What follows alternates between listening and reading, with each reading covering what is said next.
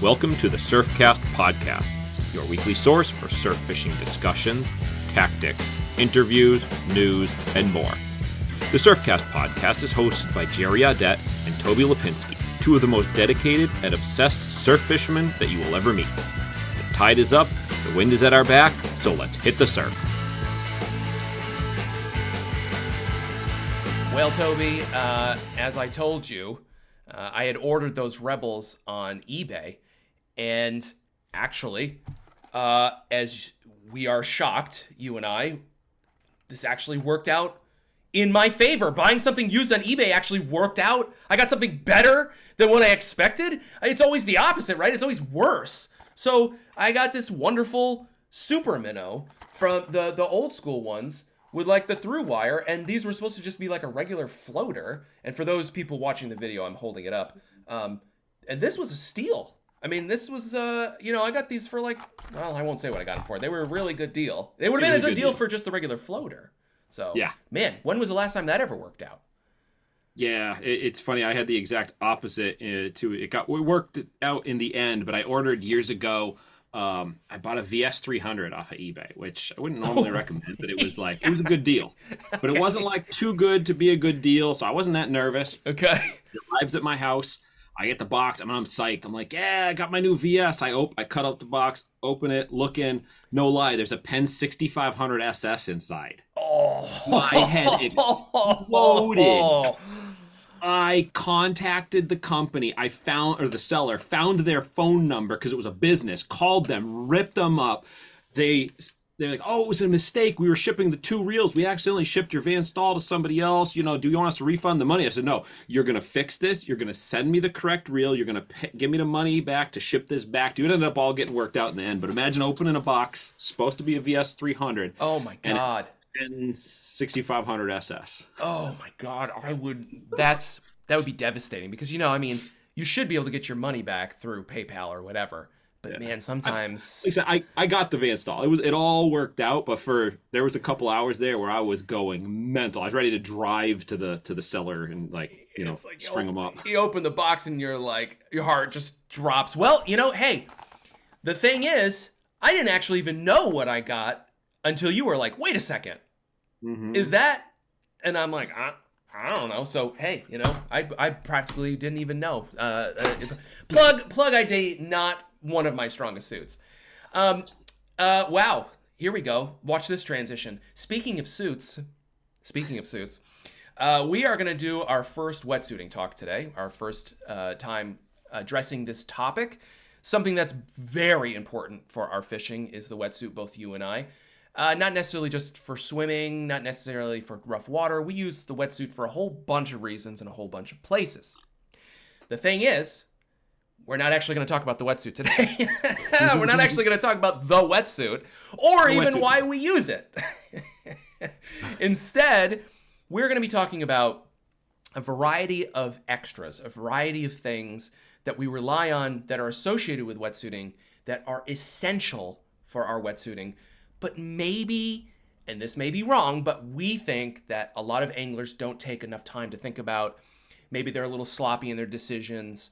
Maybe they don't even use some of these things.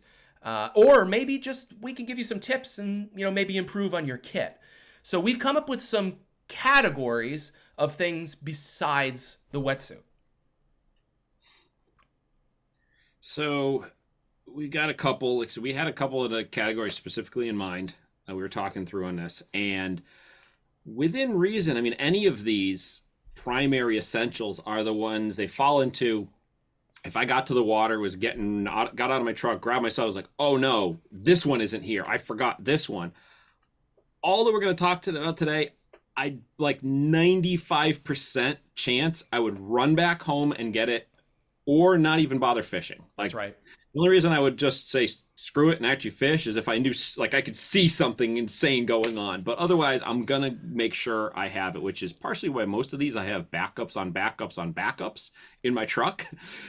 But the one that I could I'm very close to saying it's 100% certain that I would run back and get if I found I didn't have it would be the gloves.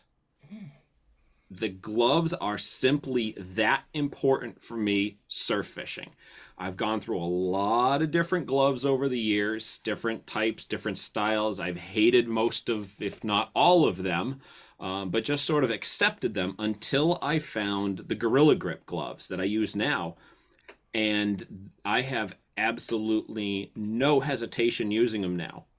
I guess if you want to say the one drawback is when it's cold, they almost make it feel colder. But even in that case, to be able to have, I still have the dexterity where with the gloves on, I can tie a knot. I get a better grip on a fish's mouth because of I think they're nitrile palms on them, the way it grips. They're grippy for sure. Yeah, I never get bass thumb, which personally drives me nuts, and I actually consider like a Guggen mistake if you're showing off your bass thumb, because That's funny. I'm gonna hold my hand up for those of y'all watching the video. As pretty as my hand looks right now, as the season beginning, is what it's gonna look like at the end of the year. You can't tell by looking at my hands whether I'm catching or not. So I kind of use that as like covering my tracks, but That's the funny. glove for me is a must-have. I'm pretty much not gonna fish if I don't have it on my hands. Yeah, you're very hardcore about your gloves. When you were telling me about the gloves and trying to get me to convert to the gloves, which you succeeded in, but when you were telling me about it, I was like, this is hyperbole. He is like, this is over the top. This man has some kind of fetish, because this is like you were like, take my this, take my that, but you're not taking my gloves. I think you were even like, take my Van Staal, take my wetsuit, but you're not taking my gloves. I'm like, what is he talking about? This is insane. But you really, really feel strongly about that. And frankly, if I hear someone speak that strongly about something who catches as many big fish as you do and is well respected and that I respect, how am I going to ignore it? And I hated gloves. I hate wearing gloves. Oh my God, I hate wearing gloves. I could, like, the guys who wear like the old glacial gloves or whatever, and oh my God, the Stormer makes great products. I'm not, and if this works for you, I'm not trying to be derogatory towards it, but I cannot wear those stupid Stormer gloves either. I have no dexterity. And I've talked to a lot of anglers who feel that way. Anderson is my buddy, and he also feels the same way, Dave. But I was a hockey tape guy. And every time I'd go on a binge, whether it was my home waters or if it was Vineyard, Cape, Cuddy Hunk, whatever, in the rocks, my hands would get so shredded and shrivel up and they feel like they're going to fall off. And I said one year, I went 2 weeks to Cuddy Hunk, which is a long story, and was not a good idea. Don't do that if you're listening, by the way. Don't go for that long. It's not a good idea. My hands were so shredded I couldn't fish. And so I converted to the gloves, and I got to say, I was a little bit of a hard sell. It took me a few months, but I can't imagine not fishing with them now. They're bug protection. They're grippier. They save you from cuts and stuff that make you not be able to fish. If the hook, I've had situations where I know the hook would have snagged me, wouldn't have gone in the barb, but the glove kind of prevents that because it helps the hook kind of slide off. I mean, the hook will go right through them, but it'll even help you not get a hook puncture. So you kind of sold me on the gloves too. That's for sure. And there's some glove haters out there. Like, you hated them, but I know guys that hate it even harder than you did. So it's, I always take it personally when people are like, no gloves, no gloves, no gloves. Like, just give this a try. They're cheap. They're only a couple bucks, and I'm not fishing without them. Yeah, and I get hate about fly fishing with the gloves. I've people have trolled me. My buddy Tom from New Jersey, he gives me a hard time about it, especially if I'm in Florida. They're like, "What are you doing? Why are you wearing gloves?" And I'm like, "It's bug protection. That's why I'm wearing them. That's it. It has nothing to do with the tarpon's mouth and the blah blah. It's just bug protection. That's why. That's it." Yeah. And I'm a problem solver. I don't care what's acceptable and what's the rules, and this is the gentleman's thing, and screw all that. I don't want to get bitten by bugs. I'm gonna wear gloves. So that's how I feel about that. So the next thing for me, Toby, along those same lines, is I'm very, very meticulous and fussy about my footwear when it comes to wetsuiting. I won't get into exactly what I use in terms of brand and all of that stuff, but I cannot understand, I can't wrap my head around it, how guys use a traditional wader boot, like a high volume, traditional wader boot that you wear over your stocking foot waders. The high volume big ones, I I don't know. I mean, even if you're not swimming, I don't know how you do it. It's so clunky, and a lot of guys wear the same ones and they put like the liners in them or whatever. I can't do that. I can't do that. I feel like I want to be nimble. I want to have a lot of feel when I'm on the rock. It helps me stay on the rock better if my feet can flex over the rock. And so I'm a wetsuit booty guy. So I wear a booty, a neoprene booty. I understand that for a lot of anglers, that's not possible for a whole bunch of reasons. I mean, if you don't have the best body composition, it could be tough on your feet. There's no ankle support, but that's actually something I hear all the time. And I just say, if you're relying on your boot for your ankle support, you're probably screwed, because if you get to the point where you tip past that, you're breaking or you're twisting it really bad. So you shouldn't probably be relying on your boot for your ankle support. But also for me, I feel that the lack of water volume when I'm moving through the water with a booty versus a wader boot is just so much better. And also, and then I'm going to throw this to you, I'm a little bit weird and I'm a little bit freaky because I also like a zero drop. And nobody has any idea what I'm talking about unless you're a runner or a weirdo like me. But I don't like something with a heel is essentially what it comes down to. And that has nothing to do with performance and has nothing to do with what anyone should make their decision except for weirdo Jerry. So that's what I'm going to say about booties. And you actually have sold me more. I had tried it and I wasn't a big fan, but you sold me more again on felt, and I'll just leave it there. Mm-hmm. I've come around to felt a lot. So it's funny, like the boots and the shoes with the wetsuit was one of the first questions that I had, or the first parts of the kit that I had a hump of getting over, like figuring out what was going to work the best. I tried different stuff. I asked everybody and I didn't like anything anyone was using. And honestly, I don't have a perfect solution for it yet. Yeah. I was thinking about it, kind of prepping for today. I have, it's like 6 or 7 different pairs of boots in my garage on a shelf. They're literally lined up, and I use them at different times of the season. I'll get on a kick where I'll wear one versus the next. There's some that are low top to big, heavy, supportive. In really, as long as I've got some good grip, like I said, I like to have a felt and spike combo in what I'm, in the very least, all of them have that I can think of off the top of my head right now, because that sort of buys me the best grip when it's a dry rock. If I'm going to my location, the felt works nice. I can actually put the felt over like the middle of my foot, like where it bends over, so you don't go straight spike on rock and then on the granite. I mean, it's like ice. It's ice. But if there's barnacles, that felt is the best. But then if you start getting into heavier bubbleweed or thicker weed, having just felt is a death sentence as well. So that's why I like the spikes work in.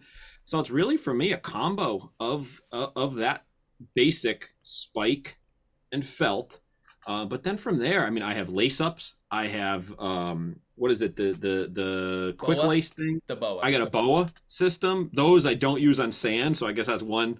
If there's any sand I'm going to be going, I don't bother with those. Just not that I've had a problem, but just out of fear and hearing from other people. But it's funny, like I look at it as funny kind of now. Like I said, there was the biggest hurdle I have when I first got into wetsuiting.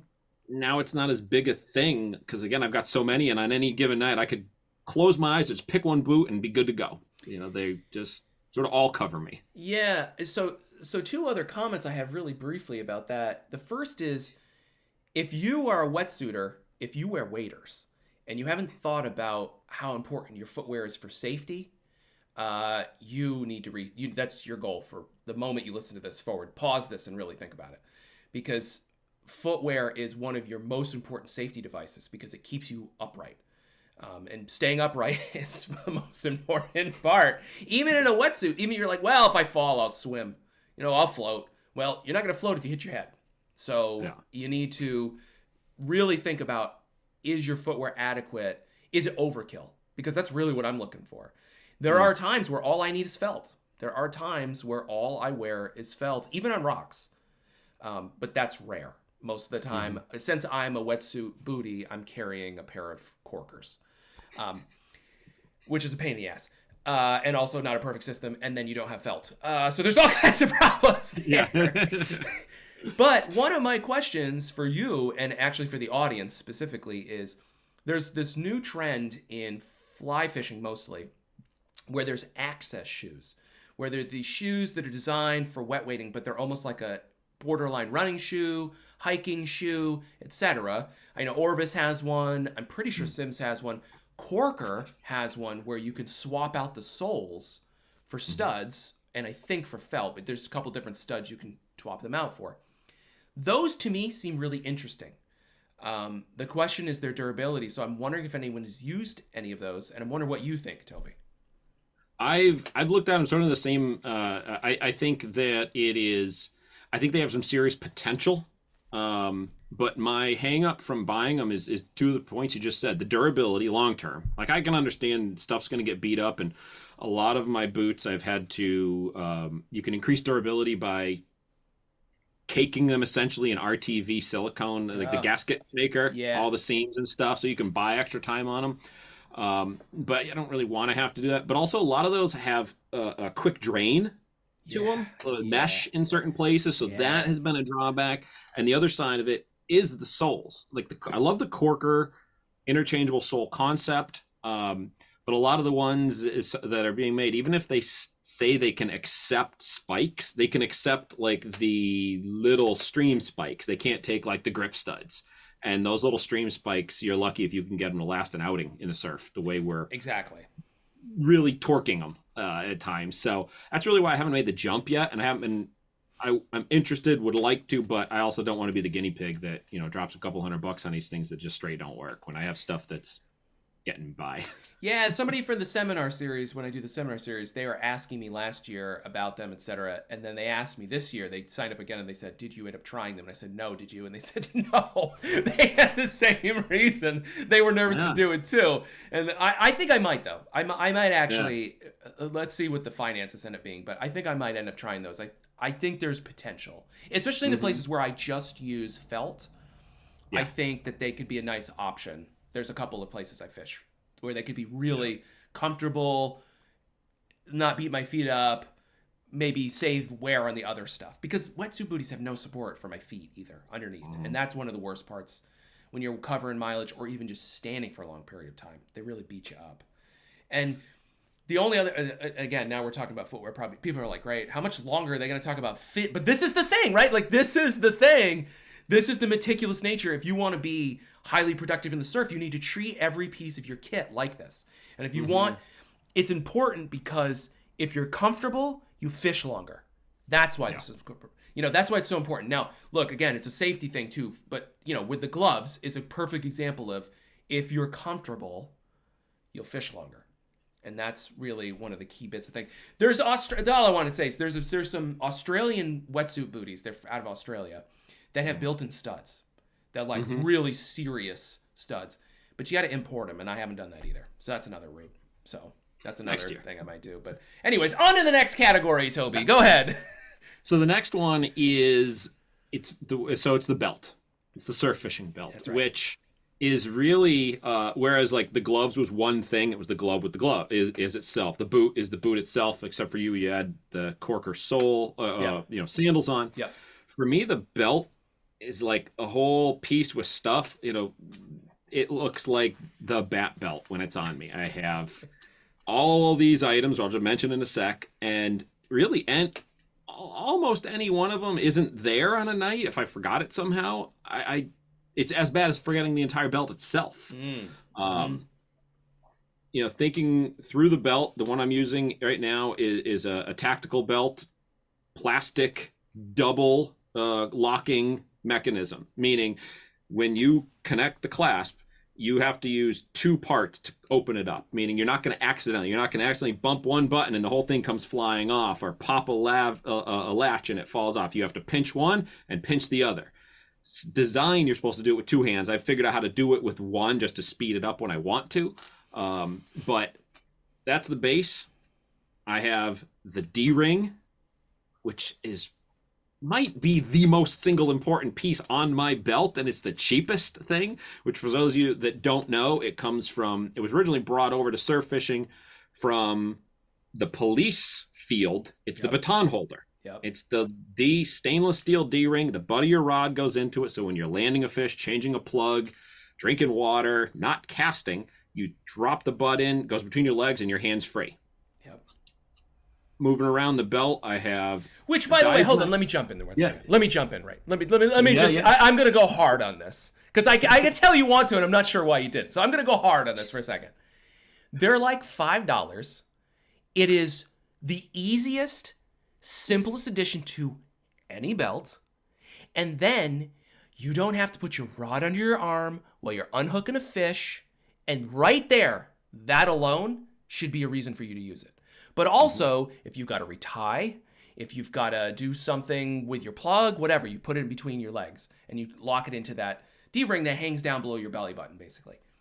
Mm-hmm. But every time I see somebody unhooking a GD fish with their rod under their arm, especially if they've got their frickin' neck light in their mouth, and fumbling and with their hands and just get a D-ring. All right, that's it. All right, keep going. I'm sorry. Well, I'll expand it. I mean, we just had a conversation. I was watching a YouTube video and mentioned it to you. It's a trigger for me, which is probably why I didn't get into it too deep. But yeah, exactly. Buy the damn D-ring. My heart rate's going up. Right, exactly. Yeah, exactly. So the next item on my belt is something when I was first getting into wetsuit, I was like, I gotta have the best. This is super important. I don't know how important it is now. I could probably get away without having a dive knife or a knife of some sort on my belt. And I actually use it more season to season when I'm chunking the knife on there than I do actually for safety. But it is nice to know it's there. Safety, I'm not saying like protecting yourself when a coyote attacks, but you get tangled up. If you get tangled in some line, I know of guys that have had to use the knife to cut themselves free of braid in the surf. I've used it in a pinch. The knife when my cutters on my pliers that I'll get to in a second just decided they weren't going to work anymore. So it's kind of like a item 1.2. It's not quite has to be there, but it's pretty damned important nonetheless. Yeah. Going around the belt, next thing is my boga. Now, not getting into whether a boga is good or bad for a fish, etc., all that crap. For me, the boga primarily is to hold the fish safely when I go to land it. Not holding it, weighing it, lifting out of the water. When I bring a fish to hand, grab the leader, boga goes in its mouth. Now my hand, fingers, anything that is stuck are away from any hooks that I'm using. And it allows me to just chill the fish out. It's attached to my belt by a high force retractor. Now this is from the dive industry, meaning it can extend out to 3 feet, can hold up to 85 pounds and still be pulling back in on the cord, providing tension. So in reality, and I've done this, I can boga a fish, unhook it, let go. Yep. The boga stays attached to the fish, and that fish, it's like a leash. Same. While I'm putting the rod away, putting the plugs away. Yep. Same. And when I'm not using my boga, it's not free swinging, smacking me in the leg. It's not sheathed in a tube I've seen guys use. For me, I actually have a system where I have another D-ring, like I use for the rod, across my belt so that the boga lays parallel to the small of my back, right across, and clips in. So it's completely out of the way, which developed one of the bigger benefits is really when you're wading. It's not hitting. It's not getting caught on stuff. If I'm swimming, it's not getting tangled in my gear as well. So it's comfortable, and I found it to be a safety benefit for me. Yeah. And then, well, hold on.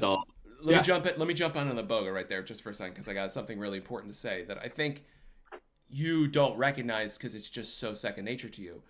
You're talking about big fish, and I think that that's something that other anglers don't always understand about the boga being so important to control the fish. So you're talking 25 pound and up, which is a lot of the fish that you're catching, certainly 20 and up and 25 and up. And having that boga to control those fish on the leash, all of that is so important when you're landing double digits of those fish. It doesn't matter so much if you've got little schoolies or 12-pound fish. You can grab those fish. So it's an important distinction because a lot of times the boga gets hate even for clipping onto a fish just to control it. When you got those big fish, it's so much better for the fish because you're controlling, keeping it in the water, all of that stuff. So I think that some people listening might be like, well, you're clipping them onto, 30-inch fish constantly? No. We're not using them because I use it for the same thing. It's a really, really expensive fish gripper.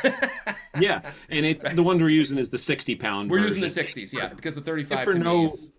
Yeah, for no other reason, if you just compare how large the jaws open on the 60 versus the 30, anyone who has ever caught a legitimate 40-pound or better bass and tried to put a 30-pound boga on them, again, scale aside, just the gripping ability, they don't open as much. I mean, I had a photo at one point where I actually compared the two. It's like 1.5 to 2 times the distance that the teeth separate on the 60. So much easier. It just makes everything so much easier. Absolutely. So much.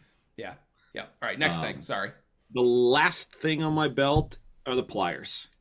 And again, not going to get into the model or style, but I've got the pliers on there all the time. They've got cutters. They have a coil lanyard so that if I drop them or they slip out of my hands, I'm not losing them. They're probably one step above the knife as far as the necessity on the belt. I'd probably go D-ring, boga, pliers, knife. Wow. Yeah, that would probably be the order because I there's a lot of the hooks. I don't use them all the time on every fish when I'm unhooking. A lot of them I could pop it out because I'm using bigger hooks. You know, Most. the 4.0, the 5.0 hooks, jigs, things like that. You can pop them out without using the pliers for the most part. So, I think that's everything that's on my belt. What's yours look like these days? Yeah, I mean, I'll go maybe reverse order of that. I think that's right. The number of times I use my pliers to unhook a fish is so few. I mean, it's really even small fish. I mean, and I catch a huge spectrum of fish, and even like a little tiny one. I mean, you usually can get the hook out 90+% of the time without using pliers. And the bigger the fish, the more likely that is for me. Actually, it just seems like it's easier for me to get the hook out. So I agree with you there. So pliers for me, very important. I use a self-retracting leash lanyard, but that's because I don't use the fancy bigger pliers that a lot of guys use. It might fit into them. I'll give the sheath a shout out. It's called T-Rain.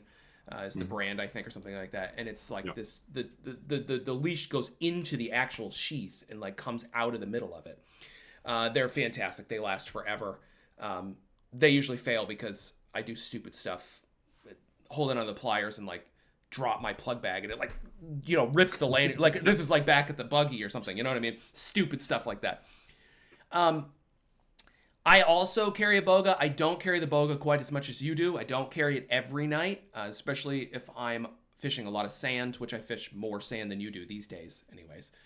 So I don't need it quite as much there. But I do, and I'm 60, and I had the retractor as well. And honestly, a lot of people ask me about, the ethics of taking photos, and I take a lot of photos of the fish. I use the boga and the lanyard as a leash. And that striped bass will just chill with me in 3 feet of water while I'm messing with the camera and trying to keep everything from going underwater. So that's another benefit for me. It's part of actually my work tools.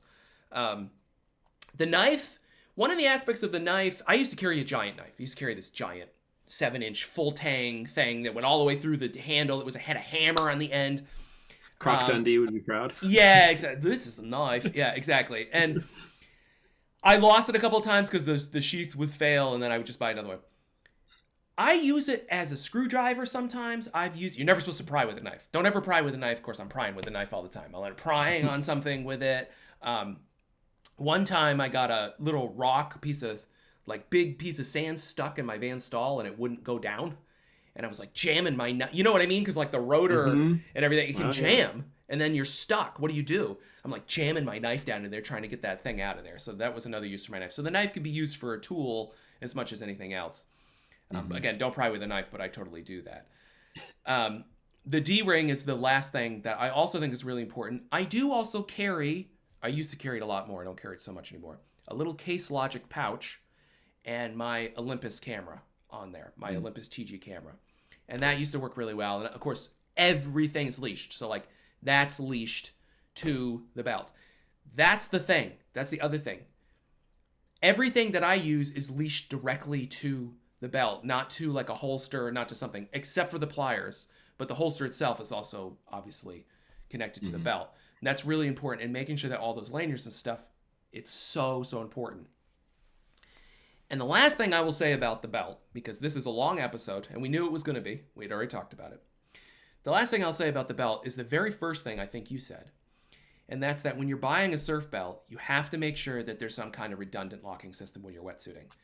You know, if you're a wader guy and you're on a sand beach or something like that, not quite as big a deal. But when you're, bellying up onto a rock, you're like a seal or, Ariel from, Little Mermaid, part of this world sort of situation where you're pulling yourself up. Knocking that mechanism loose is really easy. And it's really important to have some way to make sure that doesn't just get one button pushed or one thing opened and pulled off. So my belt, shout out to Tide Runner, is it's a latch, it closes, okay, and then it has a bunch of Velcro. And the two of those together, if that buckle opens up, the Velcro keeps it on. Sometimes it's like it'll open and it'll just stay on. And the other being that if that Velcro comes off, that buckle, But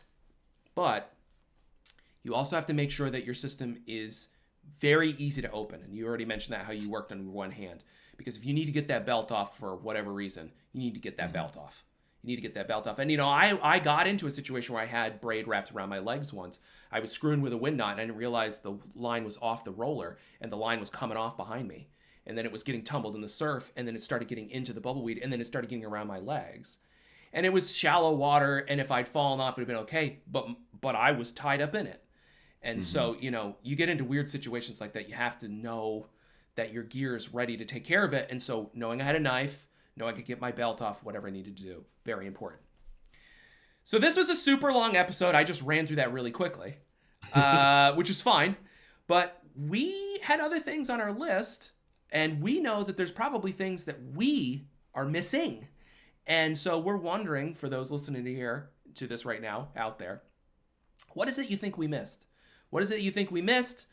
What do you like that's better? What do you disagree with? We'd love to hear about it. And maybe we'll do a follow-up episode at some point on maybe the other things that we didn't talk about today.